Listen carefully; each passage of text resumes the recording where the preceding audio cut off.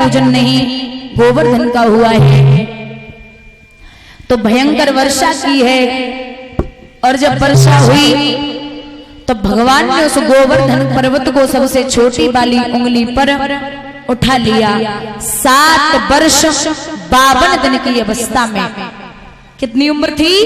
7 दिन 7 वर्ष 52 दिन की अवस्था में।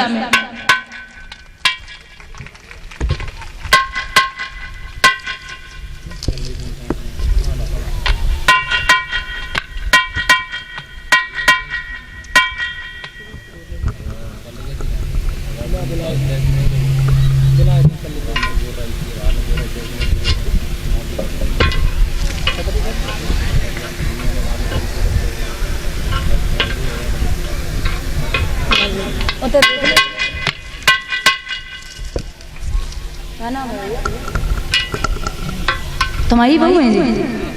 कौआ चौचा मंगूर है।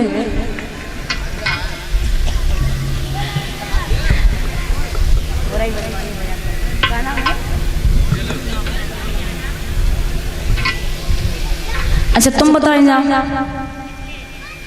ना इनको ये भैया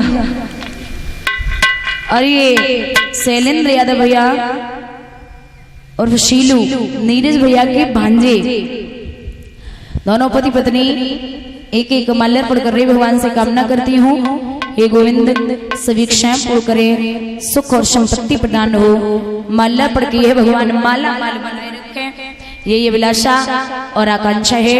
बोलिए कन्हैया लाल की।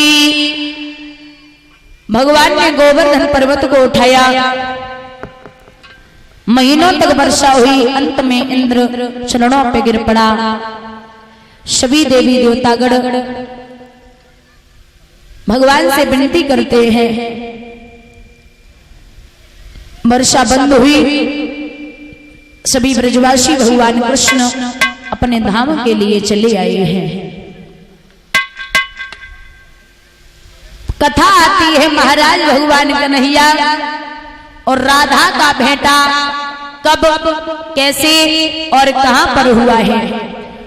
वैसे एक बात याद रखना, भागवत में राधा का नाम नहीं आया, भागवत में राधा का नाम नहीं आया, लेकिन गर्ग संहिता में प्रमाण मिलता है कि भगवान के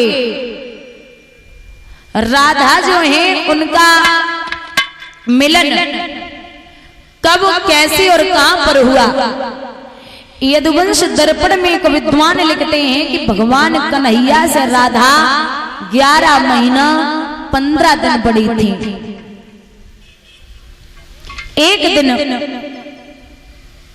और वैसे रुक्मिणी एक बार भगवान से प्रश्न करती हैं, उदाहरण के लिए समझा दें कि हे कृष्ण, लोग आज भी पहला विवाह मेरा आपके साथ में हुआ है, लेकिन लोग कहते हैं कि बोलिए राधा कृष्ण भगवान की, ये कोई नहीं कहता बोलिए रुक्मिणी भगवान की जय। ऐसी कौन सी राधा में बात है जो हम में नहीं है? तो भगवान कहते तू स्वयं देख ले। राधा से मिलने के लिए रुक्मिणी ने सुंदर से वस्त्र आभूषण धारण किए। श्रोताओं, जब मिलने के लिए चली तो गेट पर एक सहेली पहरा लगा रही है। आप राधा हैं? नहीं। अंदर गेरुआ वस्त्रों में देखा तो राधा बैठी हुई। रुक्मिणी ने प्रणाम किया, आली आप राधा हैं? बोले हाँ। तो कहा है कि आप दिखने में बहुत सुंदर हो। राधा दिखने में तो बहुत सुंदर है, लेकिन देखा है रुक्मिणी जी ने कि राधा के पूरे शरीर में छाले पड़े हुए थे। रहा नहीं गया, पूछ लिया बहना तेरे पूरे शरीर में छाले क्यों हैं? तो बड़ी प्यारी बात कही कि ओरी आली, कल तूने मेरे कन्हैया को गर्म दूध दे दिया, कल तूने मेरे कन्हैया को गर्म दूध दे दिया और दूध पीने से उनके हृदय में छाले पड़ गए। और याली मैं उनके हृदय में निवास करती हूँ, इसलिए मेरे पूरे शरीर में छाले पड़ गए। राधा का और भगवान का प्रेम बड़ा अटूट था।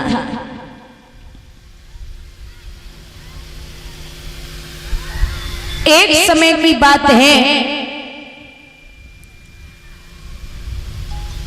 राधा भगवान को ढूंढती हुई चली है। एक ग्वाला से भेंट भई तो ग्वाला ने जाए के बताई है कन्हैया को कि तुम्हें कोई ढूंढ रहा है। आगे राधा और कृष्ण की भेंट हुई। भगवान कन्हैया राधा को लेके घर पे पहुंचे।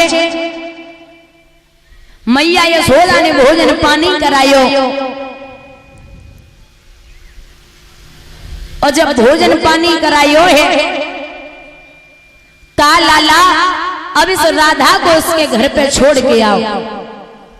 राधा श्री सुखदेव भगवान की इष्ट हैं, इसीलिए राधा नाम को भागवत से हटा दिया, क्योंकि जब सुखदेव रा कहते थे तो समाधि खिंचने लगती थी और जब ये धा कहते थे समाधि लग जाती थी। तो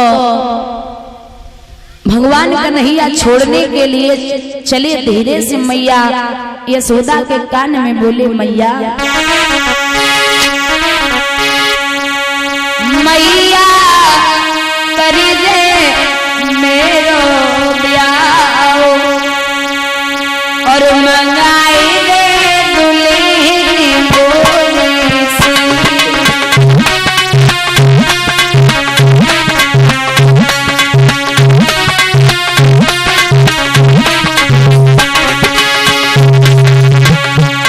महतारी कर दे मेरो ब्याह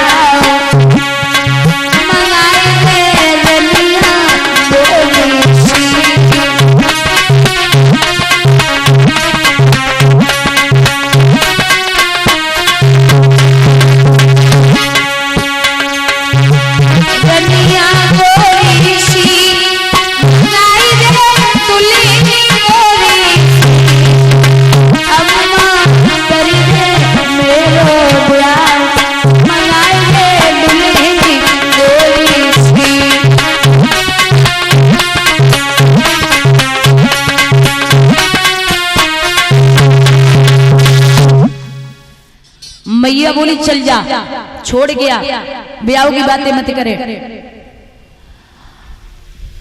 और भगवान बोले मैया देख अपनी बरात में हम बलदाऊ को लेके ना जावेंगे।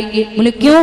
बोले देख हमें कार्य और बलदाऊ भैया गोरे अगर हमारी बहू को इन पे रीझ गई ना तो मामला सब गड़बड़ हो जाए। तासे तू ऐसो कर, हम जाएंगे बारात लेके, बलदाऊ को यही जो भी खाने पीने की चीज होगी वो लेते आएंगे। मैया बोली पहले छोड़ गया। भगवान छोड़वे के लिए चले तो कीर्ति ने बड़े प्यार से गोविंद को मिठाई लियो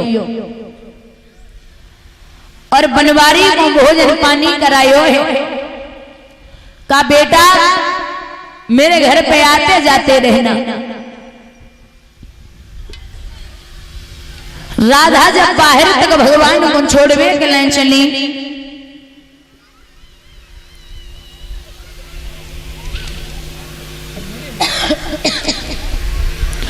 और ये 100 रुपए से सम्मानित कर रहे हैं विपिन यादव भैया नंगला झम्मन से।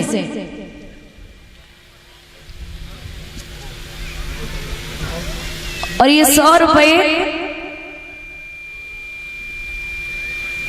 कुलदीप यादव आशीर्वाद ढाबा शुद्ध भोजनालय संरक्षक कुलदीप यादव अध्यापक पता कायमगंज रोड नीला पड़ाव अलीगंज एटा।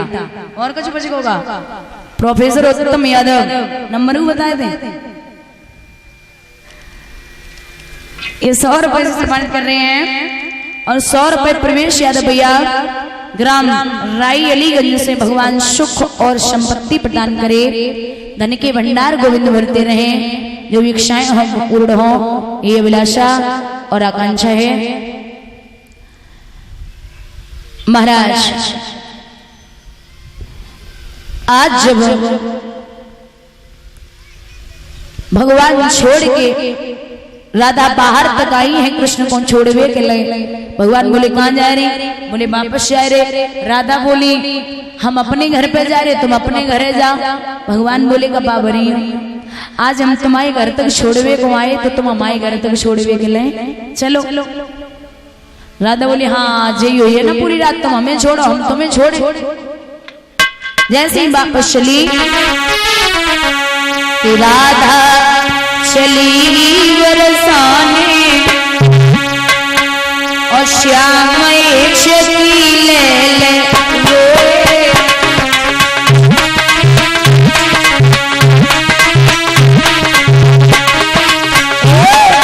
गोरी चली बरसाने रशिया लगी ले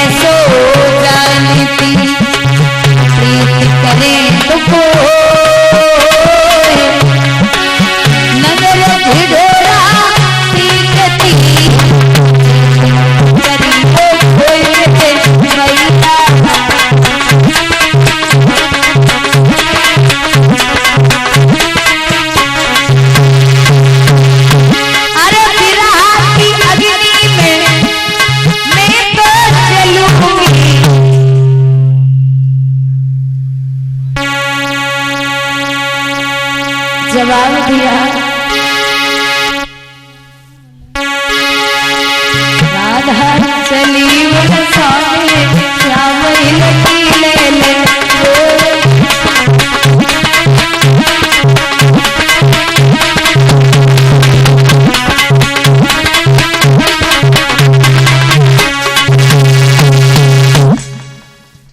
छोड़ो है महाराज। सुबह हुआ, सब सखियां राधा के खड़क में बैठी बातें कर रही। आज कन्हैया मेरे घर पे आवेंगे, दूसरी बोली मेरे घर पे आवेंगे। जवाब दो बहना। ललिता बोली ओरी आली शंकर को खूब मनाओ है, उन मनमोहन के खाए को श्यामा को दूध जमाओ है। शीला बोली ओरी आली कोरी दोनिया सजाई है, उन मनमोहन के खाए को दामा से खबरी पठाई है। आपस में बातें कर रही, तब तक राधा गाय दोहवे के लिए भाई खरक में आई गई। जो राधा को देखो तो दूर से ही घेर लो बहना, आज ना तो कल तुम आए होने के फेरे हैं, तू नाच हम नाच कूदी कर ले तूने की वे तेरे हो ही, लेकिन जब बताए दे भगवान को कौन से संदूका में बंद करके रखो है। राधा बोली तुम तो पागल हो। क्यों? कीर्तन जिनका होता होगा होगी न कपट की चाल, जहां नाचते मिलेंगे ओरी ललिता यशोदानंदन गोपाल वहां। ये बात प्रेम का भूखा है, क्योंकि बुजुर्गों भगवान ने प्रेम में विदुर के यहाँ पर जाकर के दुर्योधन के यहाँ 56 प्रकार के भोजनों का भोग नहीं लगाया। विदुरानी घर पे अकेली थी तो विदुरानी स्नान कर रही थी। नगिन अवस्था में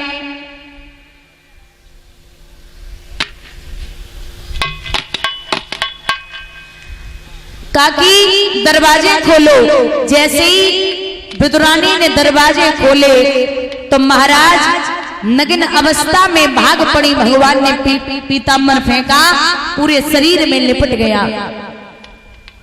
कृष्ण क्या बात है, आप इतने टाइम क्यों आए हो? तो जवाब दिया, मुझे भूख लगी है, मुझे भूख लगी है। केले रखे हुए थे महाराज, वो विदुरानी केले के छिलके भगवान को खिलाने लगी और गिरी फेंकने लगी। बड़े प्यार से कन्हैया उन छिलकों को खाने लगे। काफी देर हो गई, तब तक विदुर जी आ गए। बोले क्या कर रही है, हट अलग, मैं खिलाऊंगा।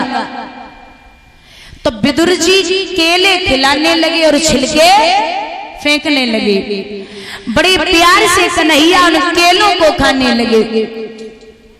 थोड़ी देर के बाद कृष्ण से सवाल किया विदुर जी ने कि ये कन्हैया एक बात बताओ, जो स्वाद काकी के छिलकों में था वो इस गिरी में है या नहीं है? भगवान बोले, काका चाहे बुरा मानो या भला, जो स्वाद काकी के छिलकों में था वो इस गिरी में नहीं है। क्योंकि आप जानते हो ये छिलका है और ये गिरी है, लेकिन काकी प्रेम में अंधी हो चुकी थी, उसे पता ही नहीं था कि मैं क्या खिला रही हूँ। मैं हमेशा प्रेम का और भाव का भूखा रहा हूँ। लिखा है कि ऊंची है प्रेम